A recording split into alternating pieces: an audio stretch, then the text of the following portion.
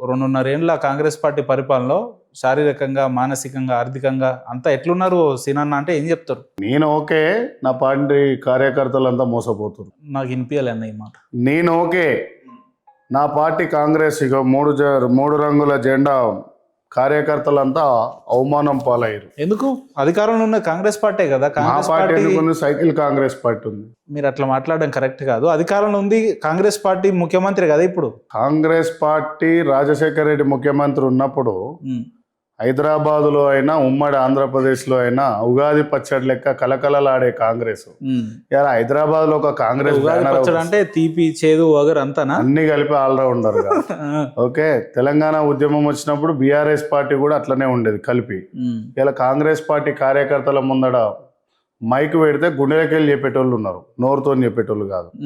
So ఇవాళ ఎంత బాధాకరమైన విషయం అంటే, ఆనాడు 2014లో నేను రాసింది, అమ్మా తెలంగాణ మా ఆగమైతివమ్మ, తండ్రి కొడుకు బిడ్డల్లుడు చేతిలో బందివైతివమ్మ, మా బిడ్డలు ఏడున్నారయ్యా తెచ్చిస్తారా ఓ కేసీఆర్ అయ్యా, మీకు ఉద్యమాలు ఏడున్నాయ్యా మీ జేబులు నిండయ్యా, కొడుకులు బిడ్డలు అమెరికాలలో పోయి చదువుకుంటే మా కొడుకులు ఏమో చనిపోయి గాలిలో కలిసిపోయాయి, రానన్న తెలంగాణ వచ్చింది, మీ కొడుకులు రానన్న కొడుకులు వస్తారు కానీ మా కొడుకులు చూద్దామంటలేరు, తెలంగాణ మ్యాప్లో చూసుకుంటున్నాం మా తెలంగాణని, వాళ్ళ ఆత్మలన్నీ ఆయన మీద, పెద్ద మనిషి మీద మేము రాసినాం.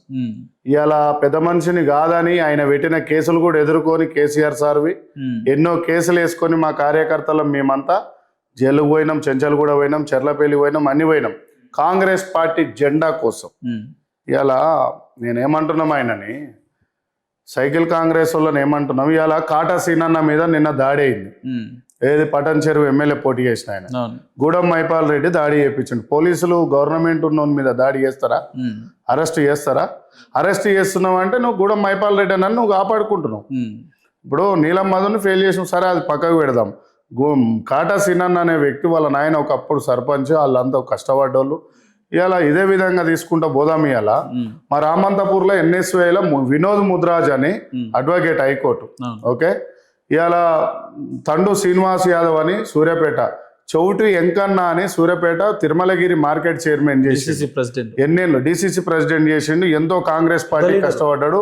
చౌటి ఎంకన్న, తండు శ్రీనివాస్ యాదవ్, తండు సైదుల్ గౌడు, వనమాల రమేష్ అని చెప్పేసి నల్గొండ జిల్లా టౌన్లో ఓబీసీ జిల్లా, ఉమ్మడి జిల్లా అధ్యక్షుడు చేసినటువంటి వ్యక్తి.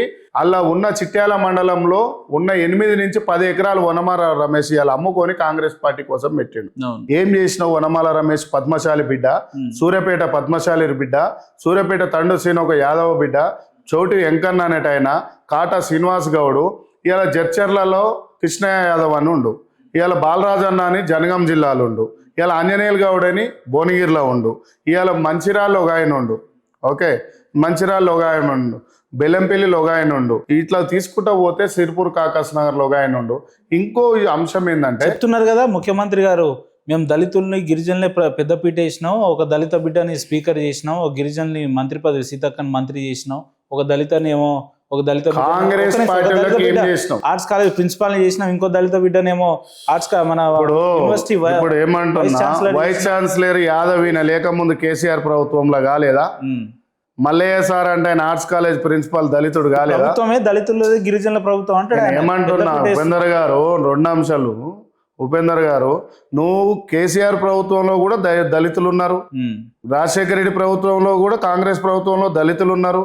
ఇలా దళితుల మీద అంత ప్రేమ ఉంటే బట్టి సార్ని సీఎం చేయరు. పోనీ వాళ్ళ మీద ప్రేమ లేదు. ఇలా మా ఉత్తమ్ సార్ని సీఎం చేద్దాం అనుకున్నాం, మా శ్రీధర బాబు అన్నని చేద్దాం అనుకున్నాం, మా రాజగోపాల్ రెడ్డి అన్నని చేద్దాం అనుకున్నాం, మా వెంకటరెడ్డి అన్నని చేద్దాం అనుకున్నాం, మా షబ్బీర్ అల్లని అనుకున్నాం, మా మదియాష్కి గౌడన్. రాజగోపాల్ రెడ్డి సీఎం అవుతాడా? ఆయన మంత్రే కాదు కదా. మా లాంటి వాళ్ళం కరెక్ట్ తలుచుకుంటే సీఎం కాదు, నీలాంటి వ్యక్తులను కూడా మంత్రులు చేస్తాడు ఆయన. ఓకే. మునుగోడు బిడ్డ 2014లో పార్టీ జెండా ఇక పోయిందిరా అనుకున్నప్పుడు సవాల్ ఇసిరి ఎంపీటీసీలతోని ఎమ్మెల్సీ గెలిచిన గొప్ప వ్యక్తి మా రాజన్న, మునుగోడు రాజగోపాల్ రెడ్డి అన్న. మునుగోడు రాజగోపాల్ రెడ్డి అన్న మీద నేను ఎప్పుడు కూడా రాజన్నని కలవలే, వాస్తవంగా కూడా. ఎందుకు కలవలే అంటే పార్టీ మనిషి కలుసుడు ఎందుకు అని చెప్పేసి. ఇలా జీవన్ రెడ్డి సారు ఆయన ఇద్దరు ఆ రోజు ఎమ్మెల్సీలు గెలిచినందుకే రాజన్న ఆ రోజు పేర్లు నిలబెట్టిండు. సవాల్ ఇసిరిండు కేసీఆర్ సార్. ఏమని ఇసిరిండు? ఖబర్దార్ కేసీఆర్, తెలంగాణలో నల్గొండ జిల్లా, ఉమ్మడి నల్గొండ జిల్లాలో నేను ఎమ్మెల్సీ గెలిచి చూపిస్తా అన్నాడు. రాజగోపాల్ రెడ్డికి ఎందుకు మంత్రి దేనికి అర్హుడు కాదు రాజగోపాల్ రెడ్డి? దేనికి ఇవ్వద్దు రాజగోపాల్ రెడ్డికి? ఎవరు ఏం నరేందర్ రెడ్డి ఎవరు? వేం నరేందర్ రెడ్డి కాంగ్రెస్ పార్టీ సభ్యత్వం తీసుకుండా 30 ఏళ్ళు పనిచేసిండా, ఎన్ఎస్వైలో పనిచేసిండా, యూత్ కాంగ్రెస్లో పనిచేసిండా, వాళ్ళ అన్నదమ్ములు అన్నిట్లలో పనిచేసారు. పొమ్మనలేక పొగబెట్టిరు వాళ్ళకు. ఎందుకు వెంకటరెడ్డికి ఏం తక్కువ? వేం నరేందర్ రెడ్డి కాంగ్రెస్ పార్టీ కార్యకర్తే కదా. ఎక్కడ నుంచి, ఎప్పటి నుంచి, ఎన్నేళ్ల కింద నుంచి, ఎక్కడ జెండా పట్టిండు? 1,00,000 మందితో మీటింగ్ పెట్టిండు. మరి రాజగోపాల్ రెడ్డి పెట్టిండు, జీవన్ రెడ్డి పెట్టిండు, మదియాస్కి గౌడు పెట్టిండు, ప్రేమ్ సాగర్ అన్న పెట్టిండు, మా రాజన్నతో పాటుగా మా అల్లంపూర్ సంపత్ అన్న పెట్టిండు, మా నాయన్ రాజేందర్ రెడ్డి అన్న. ఓకే, మా ఇక్కడ ఉన్న బీసీ బిడ్డలు ఎంతో. మీరు మాట్లాడేదంతా ఒక వర్గానికే ప్రాధాన్యత ఇస్తున్నారు. ఒక వర్గానికి కాదు, కాంగ్రెస్ రాష్ట్రంలో అధికారంలో ఉన్న మిత్రమా నేనేమంటున్నా కాంగ్రెస్ పార్టీకి. రాహుల్ గాంధీ హైదరాబాద్కి వస్తే మీరు చెప్పింది తింటాడా, రేవంత్ రెడ్డి గారు చెప్పింది తింటాడా? ఫస్ట్ కార్యకర్త మాట వింటాడు. మీరు చెప్పింది తింటాడా? నేను కార్యకర్తను కాదు కదా. అంటే రేవంత్ రెడ్డి నేనేమంటున్నా అంటే అసలు రాహుల్ గాంధీని కలిసే పరిస్థితి ఉందా? ఒక నిజమైన నాయకులు మా రేవంత్ అన్న అనే వ్యక్తిని కాంగ్రెస్ పార్టీలోకి వస్తే తండ్రి లాంటి వాడు అందరిని ఒక తీరుగా చూస్తాడు అనుకున్నా కానీ ఇవాళ తెలంగాణలో ఓడిపోయిన ఎమ్మెల్సీల ఇన్ఛార్జీలు ఉరు కదా. మరి ఇలా 10 మందిని ఓడిపోయిన నీ చుట్టాలని ఇన్ఛార్జీలను ఎట్లా అనుకుంటున్నారు మీరు? కాంగ్రెస్ పార్టీ కార్యకర్తలను కాపాడందే 119 నియోజకవర్గాల మెజార్టీ స్థానాలు కాంగ్రెస్ అధికారం చేపట్టిరని మీరు ఎట్లా అనుకుంటున్నారు? పంచాయతీ ఏంటంటే నేను చెప్పేది అర్థం చేసుకోరు. జర్నలిస్టులతో నాకు పంచాయతీ ఏం లేదు కానీ మిత్రులు కాబట్టి మీరు నాతో కొట్లాడదాం అనుకుంటారు. కానీ ఇంటర్వ్యూ తర్వాత మనం కొట్లాడుకుందాం. కానీ నేనేమంటున్నా అంటే తండ్రి లాంటోడు రాష్ట్రానికి పిసిసి ప్రెసిడెంట్, మళ్ళా ఇంట్లోనే తండ్రి లాంటోడే, ఈయన కూడా సీఎం కూడా తండ్రి లాంటోడు. 119 అసెంబ్లీలలో ఎమ్మెల్యే సీట్లు నిలబెట్టినప్పుడు 16-17 స్థానాలలో ఎంపీలు నిలబెట్టినప్పుడు మా కాంగ్రెస్ పార్టీ గెలిచిన తర్వాత మా పార్టీలోకి వచ్చినాక మా మనిషి అవుతాడు అనుకుంటా. కానీ మరి పరాయోళ్ళకి ఎందుకు చూస్తున్నావు మమ్మల్ని? నేను ఒక ఏఐసిసి, నా ఫోన్ లేపరు.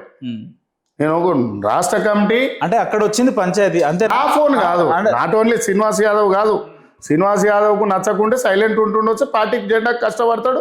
రాహుల్ గాంధీని ప్రధాని ఎట్లా చేయాలో తెలుసు. ఓబీసీలో 6 రాష్ట్రాలు ఇన్ఛార్జ్ చేసిన నేను నాటే జోక్గా నేనేం ఖాళీగా లేను. రాహుల్ గాంధీని కలవగలుగుతున్నా, మన ఖర్గే గారిని కలవగలుగుతున్నా, అజయ్ సింగ్ యాదవ్ని కలవగలుగుతున్నా. గురువు అజయ్ సింగ్ యాదవ్ అంటే రేవంత్ రెడ్డి గారి నెట్వర్క్ అంటే మీ నెట్వర్క్ పెద్దదని ఆయన ఇండైరెక్ట్ గా చెప్తుర్రా, ఎట్లా బెదిరిస్తుర్రా? నో నేనేమంటున్నా, మాలాంటి బీసీ బిడ్డలకు వాల్యూ ఇస్తలేడు రేవంత్ అన్న.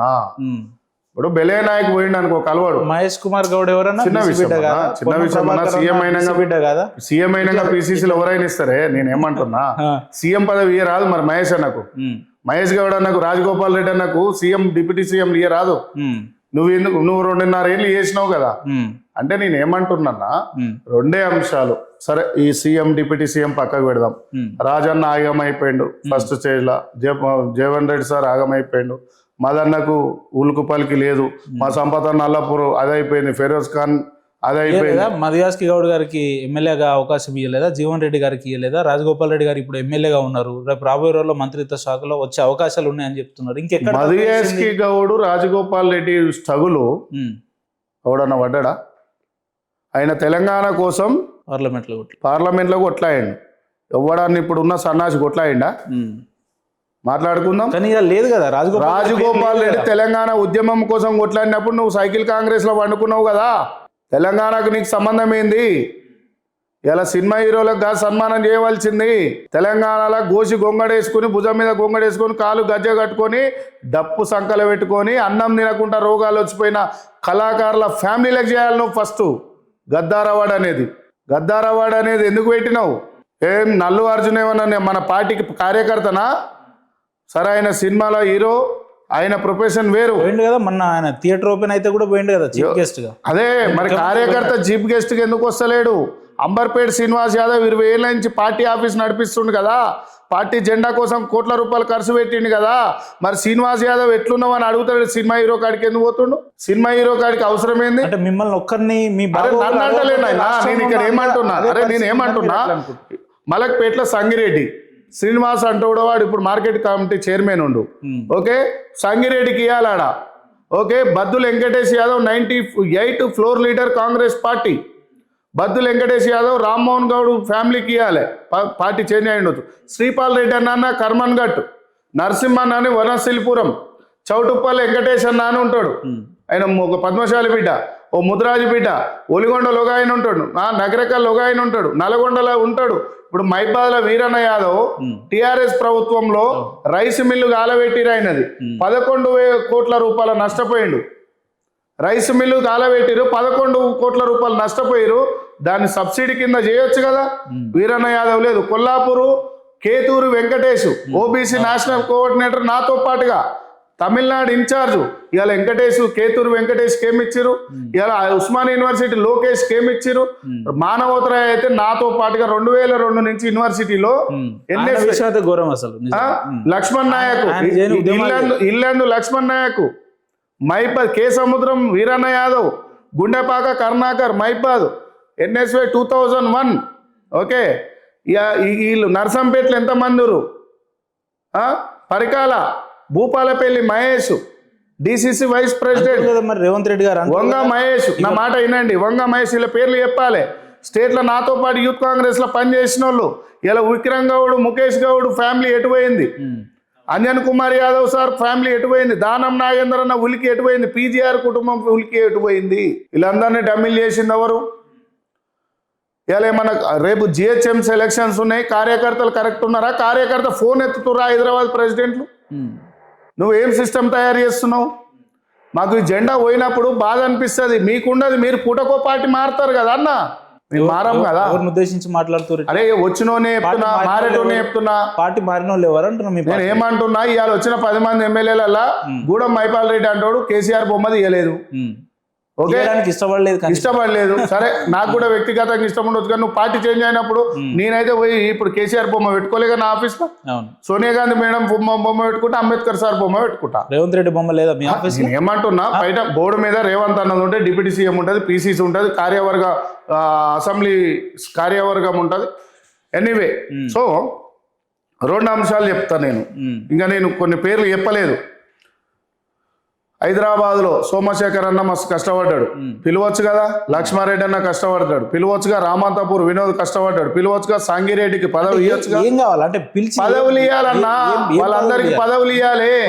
ఇప్పుడు బయట నుంచి వచ్చిన వాళ్ళందరికీ పదవులు ఇచ్చారు, వేరే పార్టీలకు ఎందుకు ఇవ్వాలి? వాళ్ళకు ఫుల్ గవర్నమెంట్ వచ్చింది కదా. రేపు ఆడు ఉంటాడు ఆ పార్టీ పోతే? ఉదాహరణకు నిన్నే అడుగుతా, ఆడు ఉంటాడా? అంతకుముందు కాంగ్రెస్ నుండి బీఆర్ఎస్లో పోయాడు, బీఆర్ఎస్లో పోయి మళ్ళీ కాంగ్రెస్కి వచ్చాడు. ఇప్పుడు గుత్తా సుఖేందర్ రెడ్డి ఎవరన్నా కాంగ్రెస్ పార్టీకి? ఓకే, అంతే కదా. ఆయన ఎవరు? శ్రీనివాస్ రెడ్డి ఆ స్పీకర్ చేసిండుగా, ఆయనకి ఏం అవసరం? ఇలా పోచారం శ్రీనివాస్ రెడ్డికి ఏం అవసరం? ఇప్పుడు మేయర్ని ఎందుకు చేంజ్ చేసుకోవాలి మనం? మేయర్ని ఏయి, విజయలక్ష్మి మేయర్ని ఏయి. హైదరాబాద్లో లేరా కష్టపడ్డారు? యాకత్పురాలో నరేష్ ఉంటాడు, అశ్విన్ రెడ్డి ఎటు పోయిండు? యాకత్పూర్ అశ్విన్ రెడ్డి ఎటు పోయిండు? చాలా మంది ఉన్నారు. అయితే అరే అన్న, హైదరాబాద్లోనే 100 మంది ఉన్నారు, జిల్లాలలో 300 మంది ఉన్నారు. నాతో పాటు కలిసి పనిచేసిన వాళ్ళు వంశీ, కల్వకుర్తి ఎమ్మెల్యే, మాజీ ఎమ్మెల్యే వంశీతో పనిచేసిన వాళ్ళు. ఎస్, ఓకే, ఆయనతో పనిచేసారు. మా అనిల్ యాదవ్ అన్నతో పనిచేసిన వాళ్ళు, విక్రమ్ గౌడ్ అన్నతో పనిచేసిన వాళ్ళు. అంతకుముందు PGR కొడుకు విష్ణుతో. మీరు చెప్పే లిస్ట్ అంతా కూడా ఒక 20-30 ఏళ్ల నుంచి ఉన్న గీడ భుజాలు కాయలు కాసి, గీడ గుండెల నొప్పులు వచ్చి, థైరాయిడ్ గోళీలు, లాస్ట్కి వీళ్ళకి ఏం మిగిలినాయి తెలుసా? థైరాయిడ్ శాఖ హెల్త్, గ్యాస్ శాఖ హెల్త్, షుగర్ శాఖ హెల్త్, నా BP శాఖ హెల్త్. ఓకే, ఈ 4 వ్యాధులు, ఈ శాఖలు మిగిలినాయి మాకు. ఏం మిగిలినాయన్నా? ఎలా నేను ఒకటి చెప్తున్నా. ఇప్పుడు నేను చిన్నప్పటి నుంచి కష్టపడ్డా అంటే ఓడి నమ్మడు. ఉదాహరణకి ఏంటంటే, శ్రీనివాస్ యాదవ్ 15 ఏళ్ళ నుంచి ఉండొచ్చు, నూత విషయాలే ఉండొచ్చు అని అనుకుంటారు. సో దానికి కూడా నేను ప్రూఫే ఉంది. చిన్నప్పటి నుంచి మా అంబర్పేటలోకి తెలుసు, బయటలోకి తెలవాలంటే ఎట్లుంటుంది అని. సో దానికోసం నేను సరే తర్వాత నాకు నేను స్క్రోల్ చేపిస్తాను, మీకు చెప్పి. సో నేను ఏమంటున్నంటే, ముఖ్య అంశాలన్నా, నేను ఒక AICCలో ఉన్నా. ఓ సీఎం పదవులు ఉన్న వ్యక్తికి AICCలు ఎంతమంది ఉన్నారో తెలుసా? అలాని పిలిచి ఎప్పుడన్నా మాకు పదవులు వద్దు, మర్యాద కావాలి. మా కాంగ్రెస్ కార్యకర్తలకు ఏంటంటే మర్యాద ఇస్తే 30 ఏళ్ళు చచ్చిపోతారు.